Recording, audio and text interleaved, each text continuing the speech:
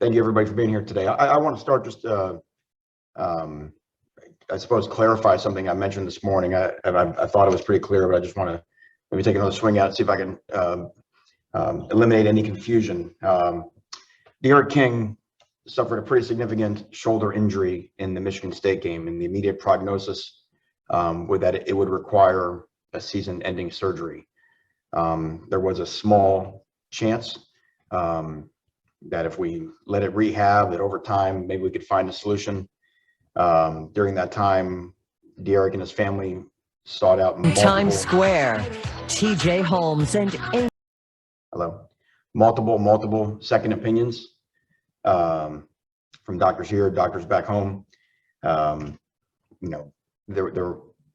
it always sort of came back to the same thing, that eventually he would need the surgery. So he finally made the decision this weekend to have the surgery. We know how hard that is for Dyke, how hard he wanted to be back out there with his teammates. I think that's exemplified by the way that he played at Michigan State, which is, the memory that I'll always have, just how courageous he was, and what he's meant to our program in terms of his leadership. Of course, his play and his presence will still be felt, as a leader on this team in this locker room. He's meant a lot to what we're trying to build here. And I just, like I said, to me, and there's no one that could have wanted to be on a field this season more than Dyke King. And I know how much it hurts him to not. So with that, just want to make sure we're clear on that. Just open up for questions. All right, thanks, Coach. We'll start with Matt Shodell. Matt, go ahead. Hey, Manny, how you doing? Good, Matt. How are you? Doing fine. A couple of questions. Got the new depth chart. I saw there weren't really any major changes other than a quarterback and at center. So Corey Gaynor, if you can update his status, and also with Dyke, thanks for clarifying that. But it's also unclear. I assume he can still get an extra year of eligibility? Is that the case? And if so, I assume you'd want him back. I don't know. Can you talk about that also? That would be up to Dyke, of course. If Dyke he could play for us as long as he wants to. So yeah, but that's going to be up to Dyke and what his thoughts are in terms of his career going forward. Corey Gaynor felt like he was not. Corey Gaynor, since the Alabama game, was dealing with a knee situation that was bothering him, and it was not allowing him to be the player that he could be. His play was suffering because of it, and I can't remember the exact timeline. So on scans of the knee, there was a problem identified, and it was one of those where the surgery could be a small fix or it could be a large fix. And again, it became a situation where the way that Corey was playing right now, he couldn't play another play with the way that his knee was. So he decided to have the surgery and hope that it would be the small fix. It turned out to be a big fix. And that fix on Corey's knee ended his season as well. So a big loss in terms of, our top leader in the offensive line room. I think Ja'Kai Clark has done a phenomenal job of filling in at center in the interim. But yeah, that's a situation with Corey.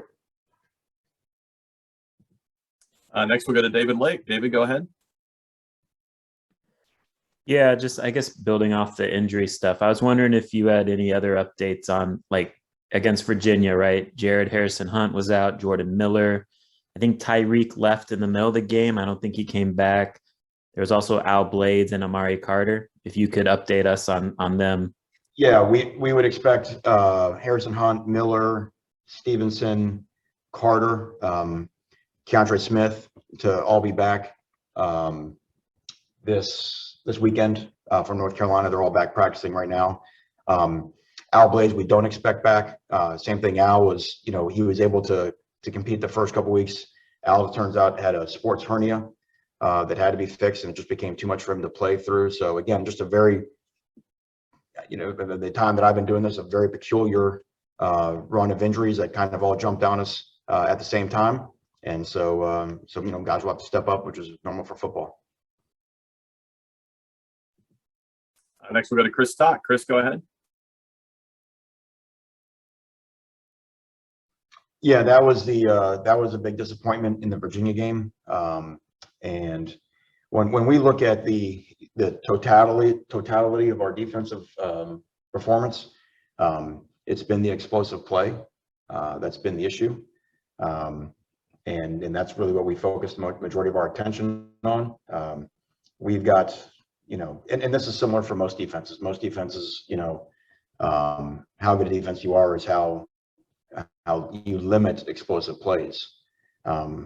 But we showed our guys, as it was kind of one of the themes of last week. We've got, I think, 316 plays of defense where people are averaging 2.6 total run, pass, whatever against us, and it's the 48 plays, which is going to be less than 9 a game, or between 9 and 10 a game, that are our problem.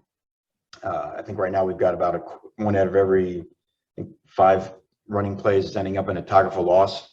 And this is not a risk reward thing, like whether we're blitzing or not blitzing. There's no trend in terms of any type of call. It's a level of consistency that has been the battle cry defensively. Is just consistent performance. You go out there, and again, use the Virginia game as an example.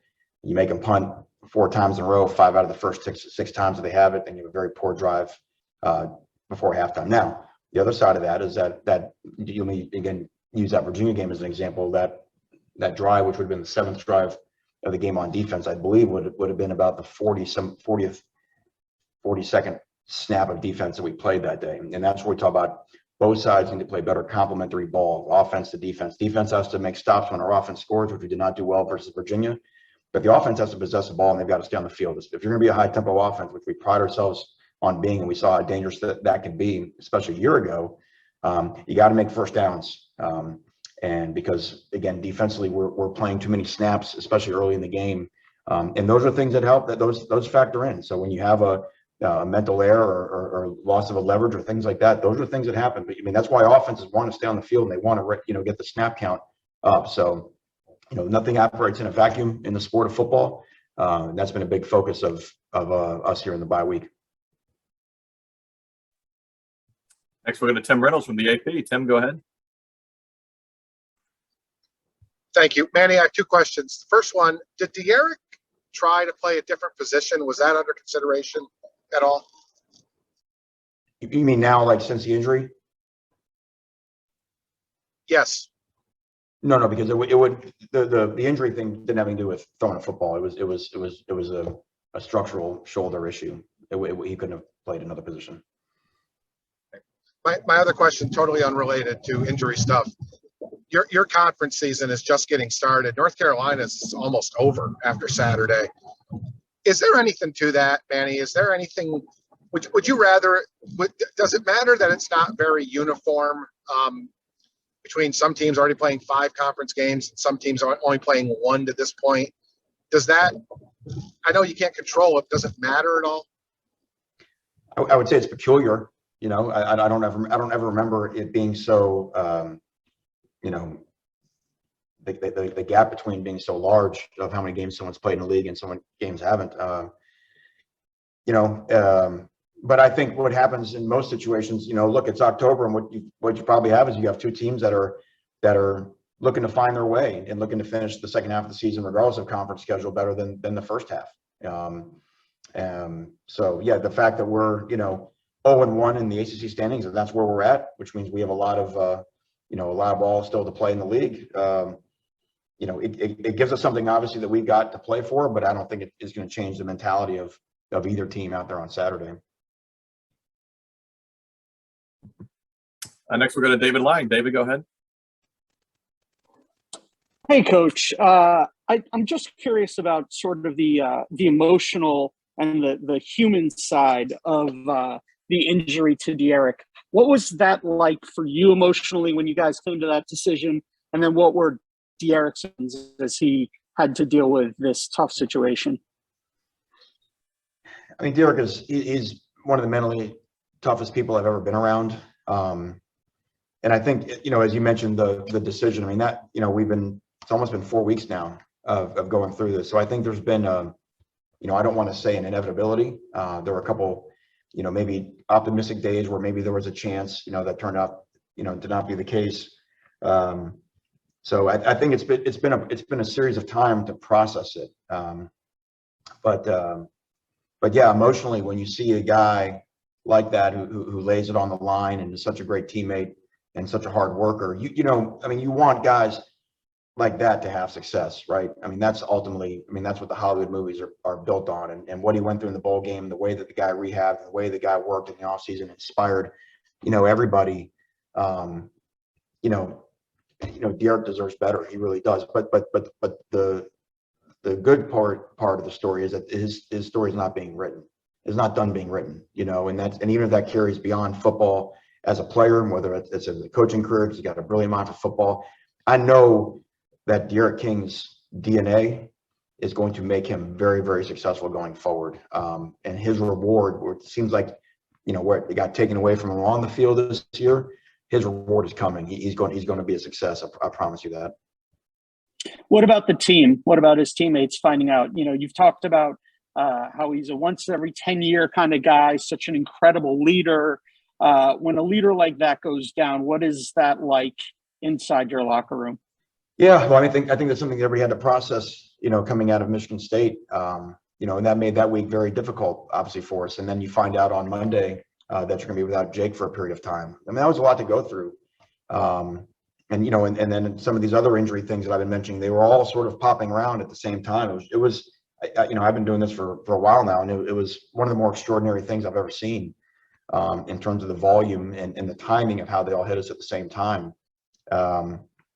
Whatever it is, we went through it. I mean, you can't understate what Derek is as a leader. You know what I mean? And again, I thought everybody's really excited to watch Tyler Van Dyke play, and the way that he persevered through the first half of Virginia, and the way he played, coming down the stretch, got everybody fired up, and everybody in this program respects Tyler, because of the worker he is and the way he goes about his business every day. And everybody's ready to fight for Tyler. But yeah, I mean, you can't not feel for Derek. I mean, that's just human nature. Okay, we got time for a few more. We'll go to Susan Miller-Degnan from the Herald. Susan, go ahead. Hi, Manny.